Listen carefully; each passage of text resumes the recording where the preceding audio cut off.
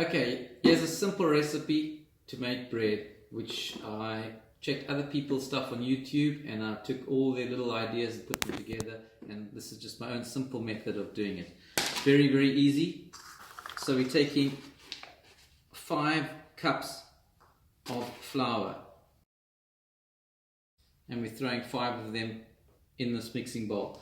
This isn't a proper mixing bowl. As you can see, it's just a Tupperware dish because I don't want to use a proper mixing bowl, because then you need to cover it with plastic or cellophane afterwards, and it's just a mission. It works like a bomb just using a Tupperware lid, a Tupperware dish. So now I'm gonna just pour 5 of these.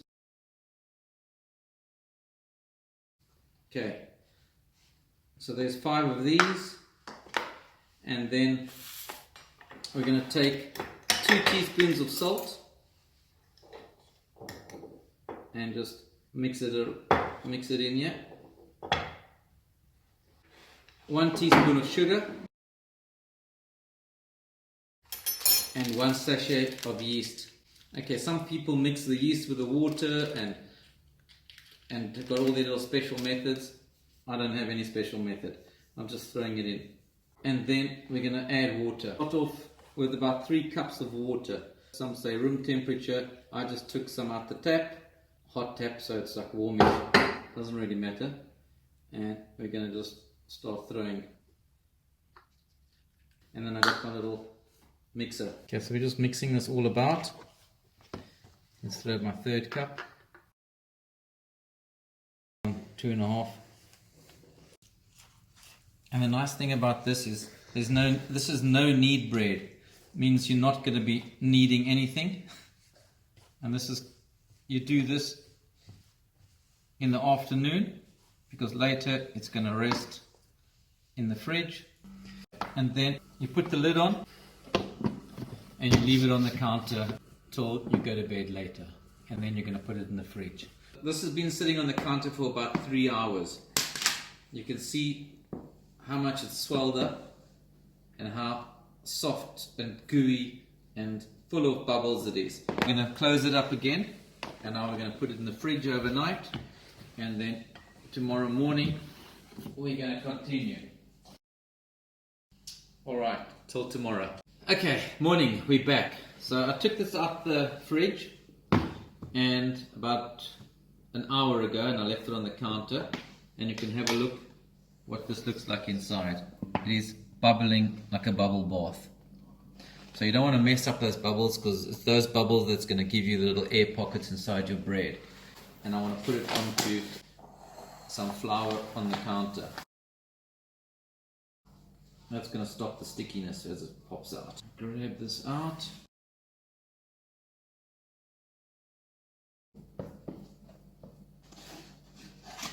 Okay, it's all out on the counter. A bit of flour. And we want to sprinkle on the top, because we're going to kind of work it now.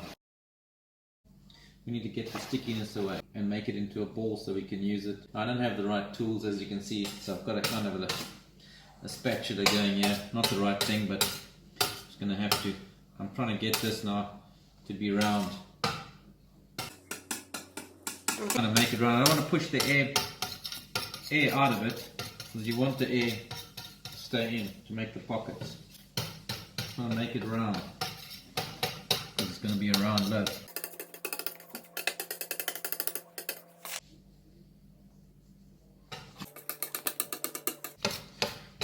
And you're doing this quite a bit to get it as round as possible. I'm not pushing out the air bubbles, they're still there, they're busy popping in front of me. Need to keep this flour here so it doesn't stick all on me.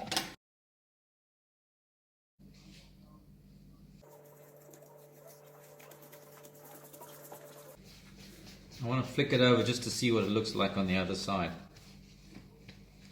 It kind of looks like it's not together, so I'm just going to try and get it together.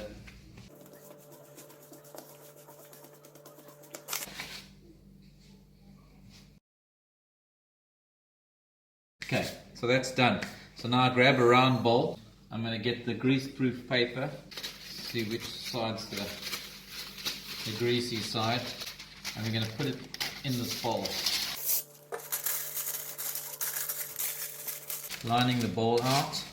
We're putting the grease-proof paper because it's so much easier to pick up this ball of dough later. And we're going to give it a little bit of spray and cook, and then we're going to give it a little bit of sprinkle of flour as well. And then we're going to pick this thing up and we're going to put it inside there. I'm going to pick it up and we're going to just pop it inside here. It's still bubbling. We're leaving it, some flour onto it, on the top of it. Sprinkle the flour. Now we cover it up because now this paper won't stick to it. We're going to take a cloth and we're going to close it up while we prepare our oven. And now we're going to the oven. We're turning it on to about 200. Open it up. We're taking one of these pots, cast iron pot. Going to put it in the oven for a half an hour. And that's to warm up. And I'll get back to you after the half an hour. Alright, so it's been a half an hour since the oven's been warming up. So I'm going to open this up, have a quick look, and it's done a little bit of rising again. Take this and I'm going to give it a little bit of a cut. You can do however many you want. I'm just going to do a cross.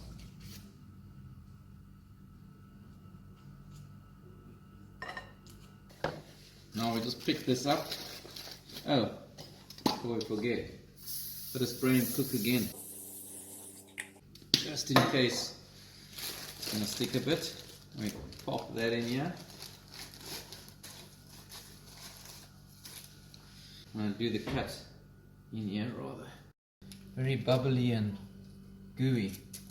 And we're going to pop it in the oven for 30 minutes. And there we go.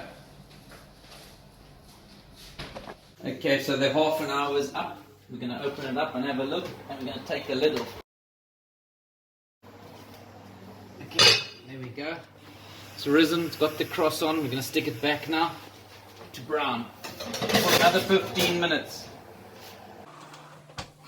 15 minutes with the lid off. And we're going to have a look. Woo! Okay, I want to take it out. Actually, I want to put it in the oven just for 5 minutes. Sounds good. Just going to put it for a couple of minutes in the oven just to brown a little bit more. Okay. There you go. I'll leave that just to rest for a couple of minutes. You can hear pretty crispy crust. There's the cross on there. It comes out all rustic. So it's been resting for 2 minutes or 3 minutes, and now we're going to cut it. It's still piping hot.